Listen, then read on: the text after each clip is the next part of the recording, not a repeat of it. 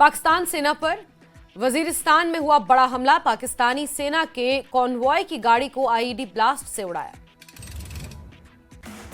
तहरीक तालिबान पाकिस्तान ने विस्फोट का वीडियो किया जारी। विस्फोट में पाकिस्तानी सेना के ट्रक और टीटीपी के लोगों का उसे टारगेट बनाते दिखाया गया। धमाके के बाद ट्रक और ट्रक सवार पाकिस्तानी सेना के जवानों के परखच्चे उड़े।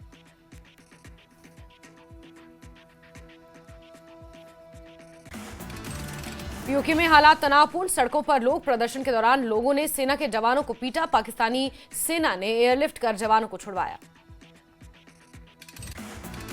पीओके में प्रदर्शनों की शुरुआत आटे की कीमतों को लेकर हुई थी, लेकिन अब बिजली की कीमतें, आरक्षित सीटें, शिक्षा, स्वास्थ्य सेवाओं की कमी सरीखे कई मुद्दों को लेकर पाकिस्तान की सरकार और सेना के खिलाफ लोग सड़कों पर। पीओके में विरोध प्रदर्शनों की आग पाकिस्तान के अलग अलग हिस्सों में फैली। कराची में सैकड़ों लोगों ने प्रदर्शन किया तो इस्लामाबाद में नेशनल प्रेस क्लब, वकीलों और पुलिस की झड़प हुई।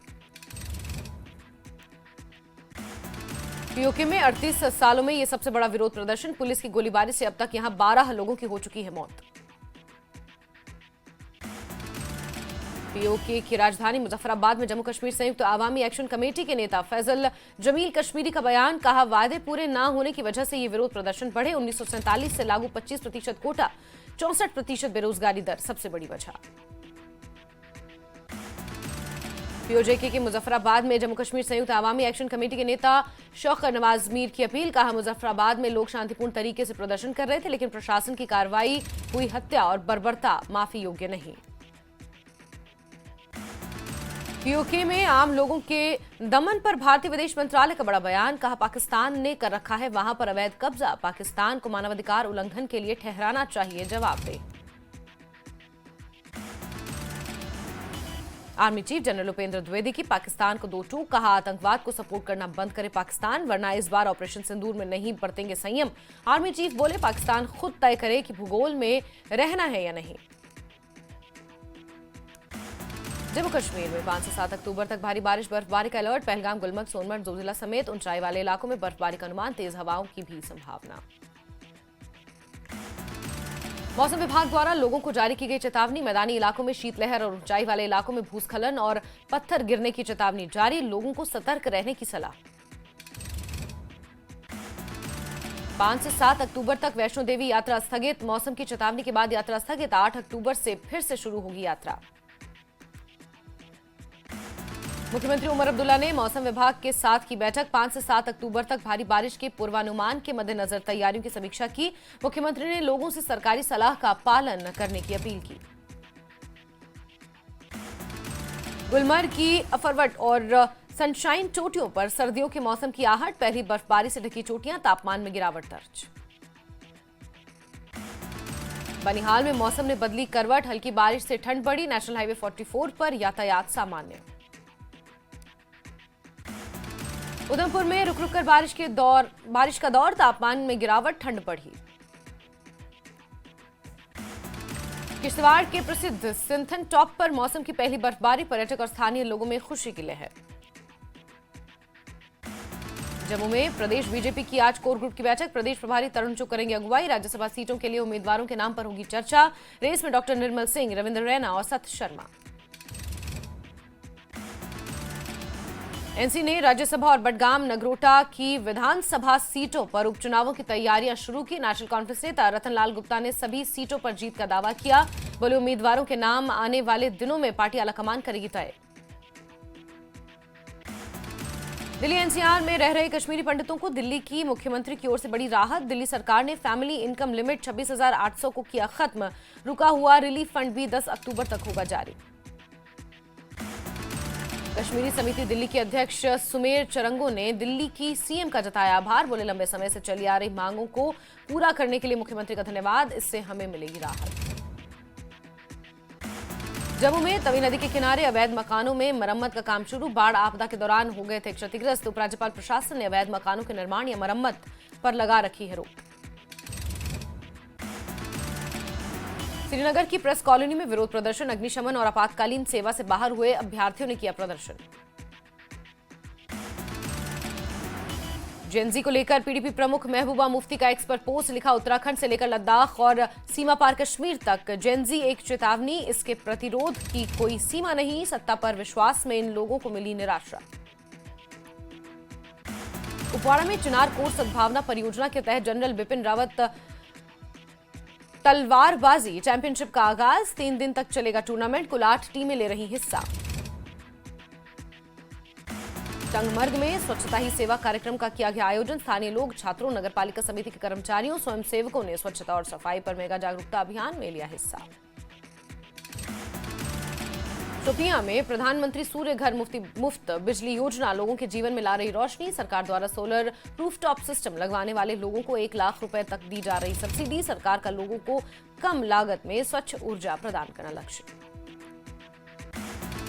त्राल में मरसिया पुनरुद्धार कार्यक्रम का किया गया आयोजन, कश्मीरी मरसिया को पुनर्जीवित करना उद्देश्य।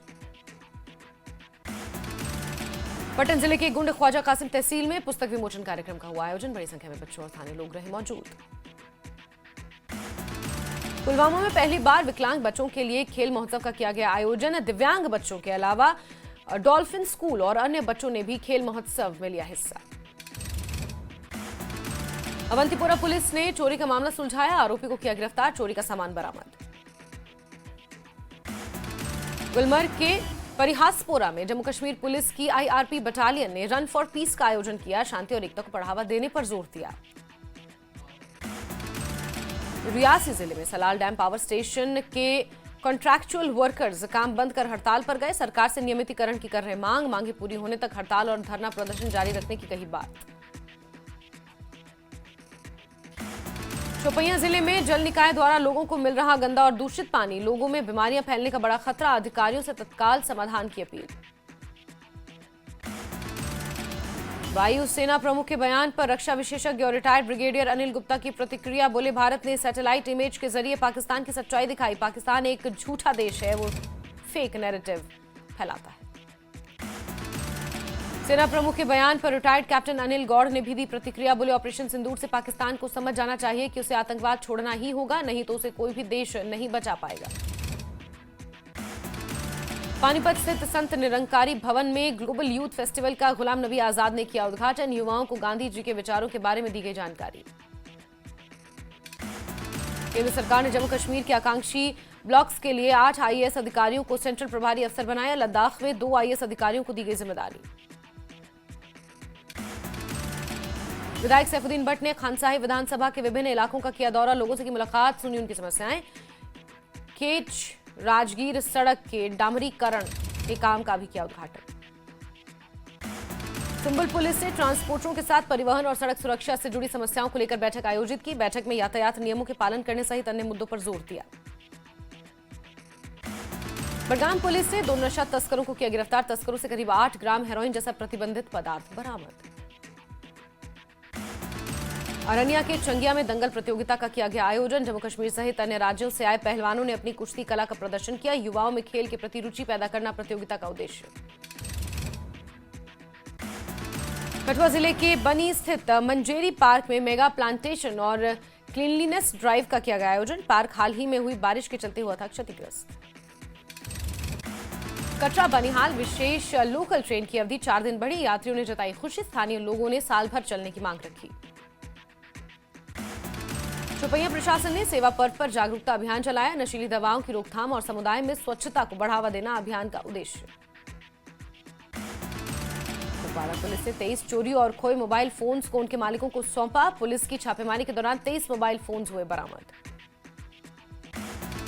जम्मू में स्वामी विवेकानंद मैदान में आरएसएस के शताब्दी वर्ष पर एक समारोह का किया गया आयोजन, आरएसएस के प्रांत प्रचारक मुकेश जी सहित अन्य लोगों ने समारोह में शिरकत की।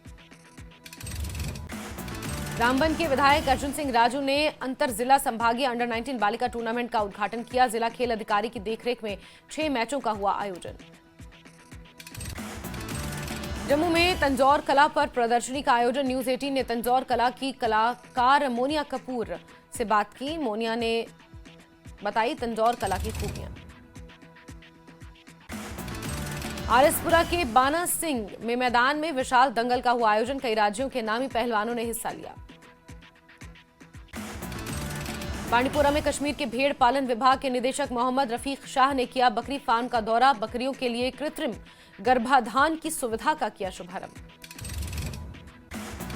पुलवामा के काकापोरा में 50 बेड्स वाले अस्पताल को शुरू होने का इंतजार। 20 करोड़ की लागत से तैयार हुआ है अस्पताल।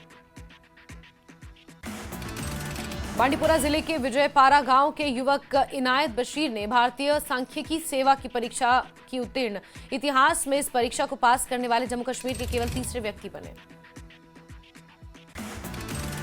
इनायत की सफलता से उनके परिवार, सहकर्मियों और ग्रामीणों में जश्न का माहौल। इनायत हजारों युवाओं के लिए बने प्रेरणा स्रोत।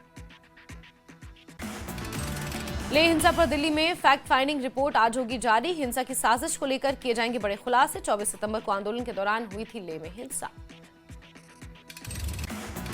लद्दाख के डीजीपी को निशाना बनाने वाले फर्जी वीडियो मामले में एफआईआर हुई दर्ज। लेह पुलिस ने इस वीडियो को दुर्भाग्यपूर्ण इरादे से डीप फेक एआई का इस्तेमाल कर बनाने जाने की कही बात। सोनम वांगचुक की गिरफ्तारी के खिलाफ सुप्रीम कोर्ट में याचिका। वांगचुक की पत्नी गीतांजलि जे अंगमो ने दायर की याचिका। रिहाई और गिरफ्तारी की वैधता पर सवाल। सुप्रीम कोर्ट में सुनवाई की तारीख तय हो सकती है जल्द। सोनम वांगचुक से जुड़ी याचिका पर सोमवार को हो सकती है सुनवाई की तारीख तय। तारीख तय हो जाने के बाद ही सुप्रीम कोर्ट करेगा याचिका पर सुनवाई। सोनम वांगचुक की पत्नी गीतांजलि अंगमो का राष्ट्रपति, प्रधानमंत्री और कानून मंत्री को पत्र में सोनम वांगचुक को तुरंत रिहा करने की मांग, मिलने की इजाजत देने की भी मांग। सोनम वांगचुक की पत्नी से भी होगी पूछताछ। वांगचुक की पत्नी से जांच एजेंसियां करेंगी पूछताछ। एचआईएल में अनियमितताओं को लेकर होगी पूछताछ। न्यूज 18 जेकेएलएस एक्सक्लूसिव बातचीत में उपराज्यपाल कविंद्र गुप्ता का बड़ा बयान। लेह हिंसा के पीछे बड़ी साजिश का शक।